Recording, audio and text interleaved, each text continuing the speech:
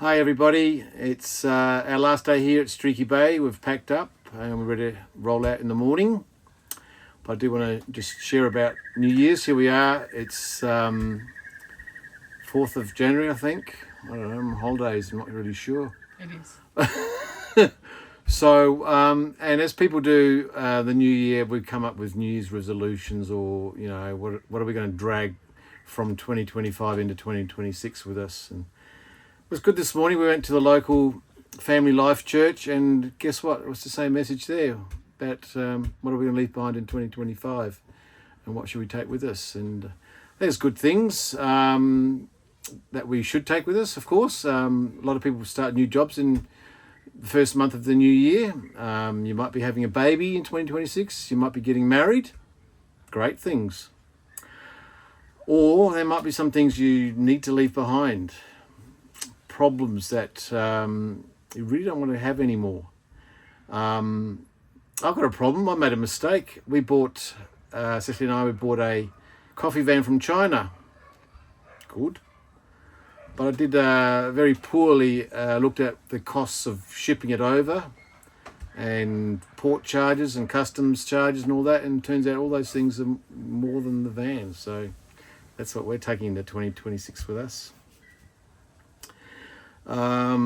But yeah, things we need to leave behind. And I want to share a story. Well, it's true actually. It's not just a story. It's about a guy called Paul, who was called Saul. He was a high-ranking Pharisee for the Jews.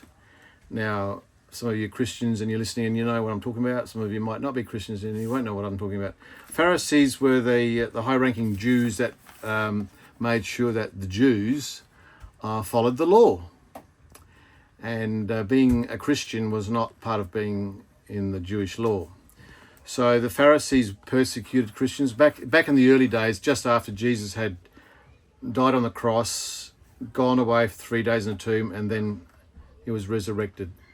And there you go.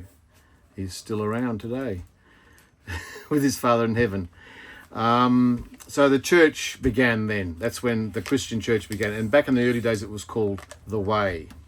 And it was people of the Way, early Christians, that the Jewish Pharisees, the Jewish law keepers, didn't like around. They persecuted them, they sent them to jails, and often had them killed. So there was this guy called Saul who was very active in that. One day he was on a mission to go to a place called Damascus with his work, and on the way he had a most amazing encounter, which, like, you might say, well, that's science fiction or something, but it really happened.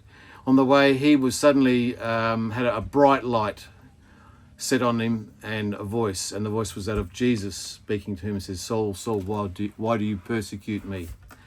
And he changed Saul. Saul had, because he had that experience, that Jesus experience, he suddenly changed, and he no longer persecuted Christians. In fact, he went out there and told people the good news about Jesus Christ and planted churches and turned many people to believers in Jesus Christ. And his name then became Paul. So he's known today as the Apostle Paul, and he did many amazing things. So as I said, he started churches. He encouraged other new Christian leaders to start churches.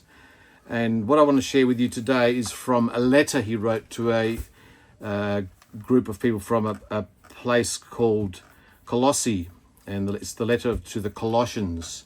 And this place is today in modern day Turkey. And he writes to the church. So some of the things that I'm going to read to you, you must understand they are written to Christians, but they are things that are encouraging all people to think of for their life. And particularly now that we're in the new year, things that would go with you, would favour you, would do well for you to follow these things. So he writes, this same good news that came to you is going out all over the world and still is today. It's changing lives everywhere, just as it changed yours that very first day you heard and understood the truth about God's great kindness to sinners. That was Colossians chapter 1, verse 6. And I'm just going to pick various verses out that have the words that I think are meaningful, what I'm trying to put across today. So verse 13 goes on to say, "For he has rescued us from the one who rules in the kingdom of darkness." Do you know who that is? Kingdom of who rules in the kingdom of darkness? Can you guess? "And he has brought us into the kingdom of his dear Son." God has brought us into the kingdom of his dear Son. Then over to verse 23, part of verse 23. "Don't drift away from the assurance you received when you heard the good news."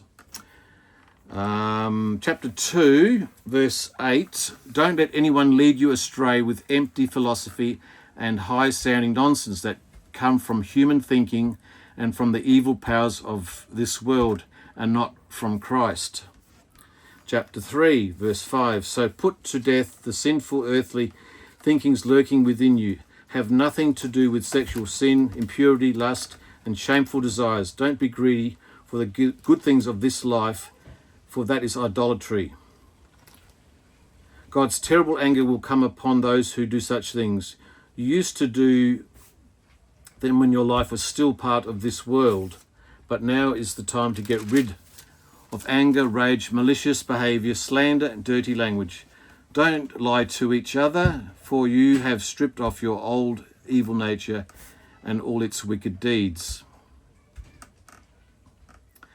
A little bit further down, verse 11 at the end says, "Christ is all that matters and he lives in all of us." Talking about the Christian, mind you. Now today, as I said earlier, we went to a lovely little church in Streaky Bay, Family Life Church. And while we were there, a lady shared about terrible grief she had for 7 years, and rightly so. She'd lost 3 of her children, had died. And like, what mother wouldn't be grieving over that? And she had terrible pain, nightmares every day apparently, all sorts of thoughts about, why did this happen? Was I a good mother or not? All this thing. So for 7 years she put up with that, and it came to the point where I guess people spoke with her about looking to Jesus about that, which she did, and things changed. And she pointed out from Hebrews chapter 12, verse 2, "We do this by keeping our eyes on Jesus." Which I should start at the start of this chapter. "Therefore, since we are surrounded by such a huge crowd of witnesses to the life of faith, let us strip off every weight that slows us down." Strip off every weight that slows us down. So things that are hindering us, like grief, for one example of many things. Especially the sin that so easily hinders our progress. "And let us run with endurance the race that God has set before us. We do this by keeping our eyes on Jesus, on whom our faith depends from start to finish." So this is the message for Christians, but I'm again saying this, if you are not a Christian as yet, these things are to look out for that will change your life. "He was willing to die a shameful death," this is Jesus, "on the cross because of the joy he knew he would be his afterward. Now he is seated in the place of highest honor beside God's throne in heaven. Think about all he endured with sinful people when sinful people did such terrible things to him, so that you don't become weary and give up." So that was from Hebrews chapter 12, and I read to you from Colossians chapter 1, 2, and 3. If you want to keep them in mind, you might want to read some of that, or even the whole Colossians. I think there's some good information there about that. So that's my message for today, for the new year. Don't take any old stuff with you. If you can possibly get rid of it, seek God about it if it's a struggle. Now, I get between 100 and 200 views every time I put a post up on Facebook with a Christian message, but I only get about 6 likes. So I would like to ask today, again, I've done this before, to please, if you view the message, there's a like button. I would like you to like it. Or if you don't like it. And if you don't like it, you can put angry face up. But let me know who you are, because there's 200 people out there. I don't know who you are. And I'd love to know who you are. I would. And so this is number 24 that I've done. And yep, tomorrow we're back home to Gawler Belt. 3-4 days of 40 plus degrees heat. Yay. And see you next time.